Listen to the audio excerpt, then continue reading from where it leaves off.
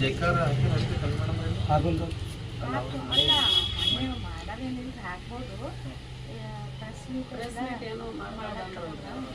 ಚಪ್ಪಾಳಿ ಹೊಡಿ ಓಕೆ.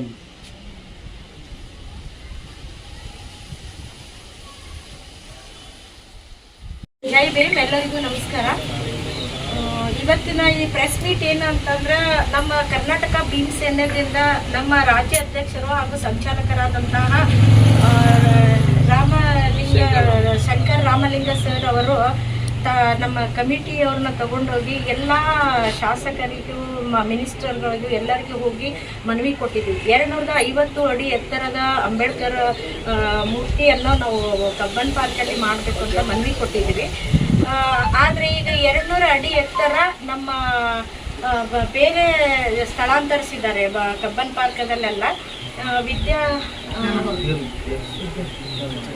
ಜ್ಞಾನ ಭಾರತಿಯಲ್ಲಿ ಇದು 200 ಅಡಿ ಎತ್ತರದ ಅಂಬೇಡ್ಕರ್ ಕೊಟ್ಟಿದ್ದಾರೆ.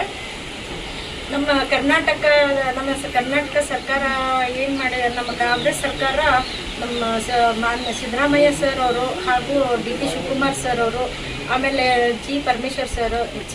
ಮಹದೇವಪ್ಪ ಸರ್ ಅವರು, ಹಾಗೆ ಇನ್ನಿತರ ಎಲ್ಲ ನಮ್ಮ ಕಾಂಗ್ರೆಸ್ಸಿನ ಲೀಡರ್ಗಳು ನಮ್ಮ ಮನವಿಯನ್ನು ನಮಗೆ ಸ್ಪಂದನೆ ಮಾಡಿ, ನಮ್ಮ ಮನವಿಯನ್ನು ಸ್ವೀಕಾರ ಮಾಡಿ, ಅದನ್ನು ನಮ್ಮ ಅಂಬೇಡ್ಕರ್ ಅಪ್ಪಾಜಿಯವರ 200 ಅಡಿ ಎತ್ತರದ ಒಂದು ಮೂರ್ತಿ ಸ್ಥಾಪನೆಗೆ ಒಂದು ಮನವಿ ಕೊಟ್ಟದ್ದಕ್ಕೂ ನಮಗೆ ಸಕ್ಸಸ್ ಮಾಡಿ ಕೊಟ್ಟದ್ದಕ್ಕೆ ನಮ್ಮ ಕರ್ನಾಟಕದಲ್ಲಿ ನಮ್ಮ ಕಾಂಗ್ರೆಸ್ ಸರ್ಕಾರಕ್ಕೆ ಅನಂತ ಧನ್ಯವಾದಗಳನ್ನು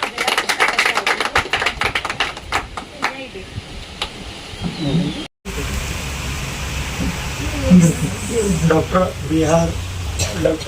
ಅಂಬೇಡ್ಕರ್ ಸಾಹೇಬರಾದ ಒಂದು ಸಂವಿಧಾನದಿಂದ ನಮ್ಮ ಜೀವನ ನಡೀತಾ ಇದೆ. ಒಂದು ಸಾಮಾನ್ಯವಾಗಿ ಕೆಳಮಟ್ಟದಿಂದ ಹಿಡಿದು ಮೇಲ್ಮಟ್ಟಕ್ಕೆ ಹೋಗ್ತಾ ಇದ್ದಾರೆ. ಇವತ್ತು ಮೇಡಮ್ ಅವರು ರಾಜ್ಯಾಧ್ಯಕ್ಷರಾಗಬೇಕಂತಂದ್ರೆ ಆ ಸಂವಿಧಾನ ಕೊಟ್ಟಂತಹ ಒಂದು ಹಕ್ಕು, ಈ ಸಂವಿಧಾನ ಇಲ್ಲದೆ ಇದ್ರೆ ನಮ್ಮ ದೇಶ ಎಲ್ಲೋ ಹೋಗ್ತಿತ್ತು. ಅದಕ್ಕಾಗಿ ಏನದ, ಈ ಮೋದಿ ಸರ್ಕಾರ ಏನದ, ಈ ಸಂವಿಧಾನವನ್ನು ಖತಮ್ ಮಾಡ್ಬೇಕಂತ ಎಲ್ಲಾ ತರದ ಕಾನೂನುಗಳನ್ನು ತರ್ತಾ ಇದ್ದಾರೆ. ಒಂದು ವಾಪಸ್ ಬಿಲ್ ತಂದ್ರು, ಎರಡನೇದು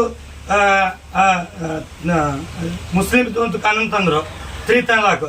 ಅವ್ರು ಏನ್ ಮಾಡ್ತದಂದ್ರೆ, ನಮ್ಮ ದೇಶ ನಡೀತಾ ಇರೋದು ಕಾರ್ಯಾಂಗ ಹಾಗೂ ಶಾಸಕಾಂಗದಿಂದ ಎಲ್ಲ ಡಾಕ್ಟರ್ B.R. ಅಂಬೇಡ್ಕರ್ ಅವರಿಂದ ನಡೀತಾ ಕೊಟ್ಟಂತ ಸಂವಿಧಾನದಿಂದ ನಡೀತದೆ. ಇದು ಎಂದೆಂದು ಖತಮ್ ಆಗೋದು. ಜೀವನ ಪರ್ಯಂತರ ಈ ಪೀಳಿಗೆಯನ್ನು ನಾವು ಎಲ್ಲರೂ ಕಾರ್ಯಕರ್ತರಾಗಿ ಕೆಳಮಟ್ಟದಿಂದ ಹಿಡಿದು ರಾಜ್ಯ ಮಟ್ಟದಿಂದ, ಸ್ಟೇಟ್ ಮಟ್ಟದಿಂದ ಹಾಗೂ ದೇಶ ಮಟ್ಟದಿಂದ ಎಲ್ಲರೂ ಕೂಡ ಒಂದಾಗಿ ಕೂಡಿ ಕೆಲಸ ಮಾಡೋಣ, ಈ ಸಂವಿಧಾನವನ್ನು ಉಳಿಸೋಣ. ಇಷ್ಟೇಳಿ ನನ್ನ 2 ಮಾತುಗಳನ್ನು ಮುಗಿಸ್ತಾ ಇದ್ದೀನಿ.